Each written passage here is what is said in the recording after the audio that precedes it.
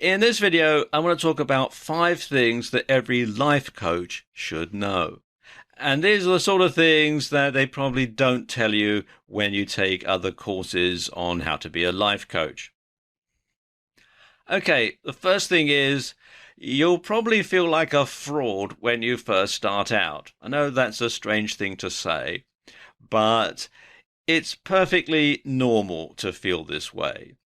Life coaching isn't a real job in many people's eyes, but it is a real job. You help people and you provide a useful service and you get paid for it. But a lot of people have a problem with that. A lot of people, they may think, well, it's not a real job. You don't go out 9 to 5. You don't wear business clothes. You don't go to an office. You don't have a very sort of structured way of earning a living. And so some people think, well, it's not a real job. Well, actually, it is a real job. Now, just like every new startup, you'll probably find it hard going in the beginning. And you might catch some flack. People say, "Oh, making any money yet?" Or that sort of thing. But once you start getting a few clients and you start building up your business, you'll find people's attitudes will change and they'll generally change for the better. So don't worry if at the beginning you start to doubt yourself and think, well, am I really qualified for doing this? My life's a mess, so how can I tell other people to live their life? But those sort of feelings are perfectly normal. Okay, number 2, don't try to be an agony aunt. It's not your job to dish out advice. Because giving advice is trying to impose your vision of what your client should be doing. It's not up to you to get involved in the day-to-day running of the client's life. That's not what a life coach is for. Life coaching is about objectivity, it's about structure, and it's about empowerment. It's not about instruction or indoctrination, and clients must be given the power to help themselves. Offering advice, opinions, and judgments would undermine the basic principles behind life coaching. There's a world of difference between being an instructor and being a guide. An instructor shows a person exactly what to do. A guide provides the tools and support that a person needs to do something for themselves. So a life coach is a guide, not an instructor. Now, everybody has the capability to adjust the limits of their own perspective. Your job as a life coach is to help people to open their minds and achieve their objectives. And you must help people to find their own way, the one that's best for them, not the one that you select for them to follow. Okay, number 3, you need to find a niche to be successful as a life coach. Just like in every business, you need to find a specialized niche to operate in. Being a generalist is a recipe for disaster. You can't help everybody with everything. So what sort of life coaching niches are there, and what sort of ones should you be thinking about? Well, there are lots of them. Here's just a few.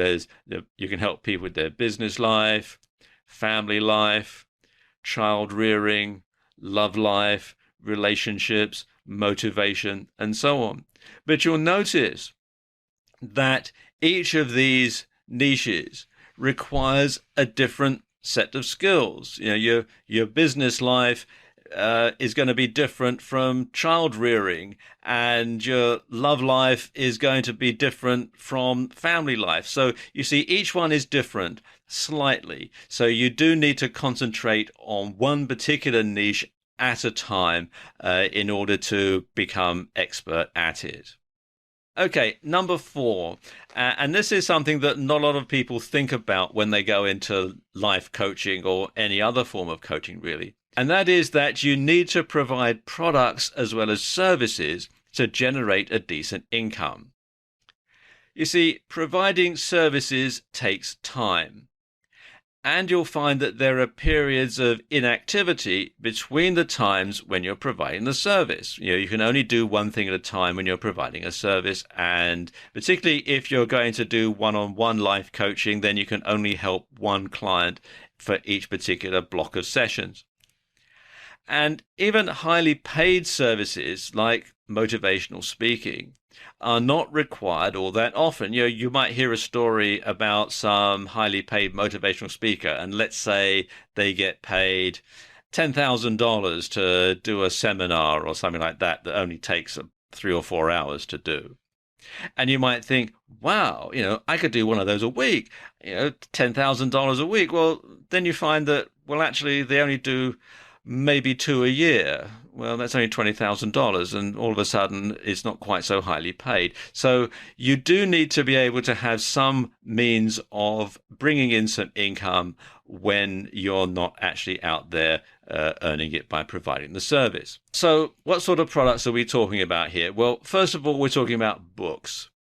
And they can be regular books, or they can be ebooks, or they can be Kindle books. You can do audio products, and these can be MP3 audio downloads, or they can be audio products on CDs.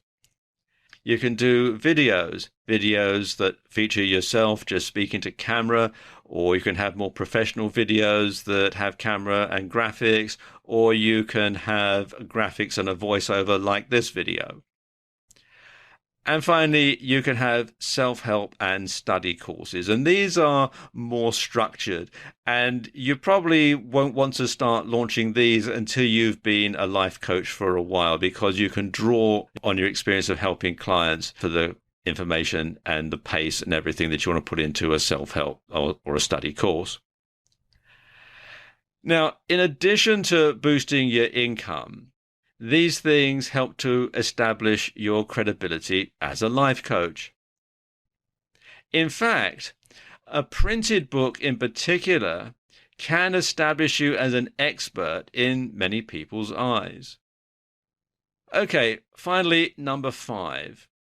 You're going to need a significant online presence to stand out in a very crowded field. So you're going to need a website, definitely. You're going to need a blog. You're going to need a newsletter that you send out to your potential clients on a regular basis. You're also going to need a pretty extensive social media presence. You're going to need a Facebook page, and you're going to need a Twitter feed. And of all these, I would say that the most important ones, the ones you really want to concentrate on the most, are your blog, your newsletter, and your Twitter feed. They are the ones that will probably get you the most exposure and probably generate the most clients. Now, some potential clients might be a bit bashful about approaching you. There is still a bit of a stigma. Some people equate life coach with, I don't know how to live my life properly, and that equals failure. Now, that's not true. We live in more enlightened times today than years ago, perhaps. But that is still something that some people might have at the back of their mind. So you need to be able to counter that. So you need to put plenty of useful information out into the public domain to encourage potential clients to take things further. And this further establishes your credibility, and it makes you more approachable. Especially videos that you appear in, because then people can see that you are a real person. You're not some big corporation. You are who you say you are.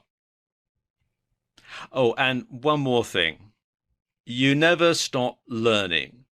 So go on courses and seminars, buy books, ebooks and videos by other life coaches, and subscribe to their blogs and newsletters, and keep expanding your knowledge, because you always keep learning. So there you go. That's 5.5 things that you ought to know if you want to be a life coach.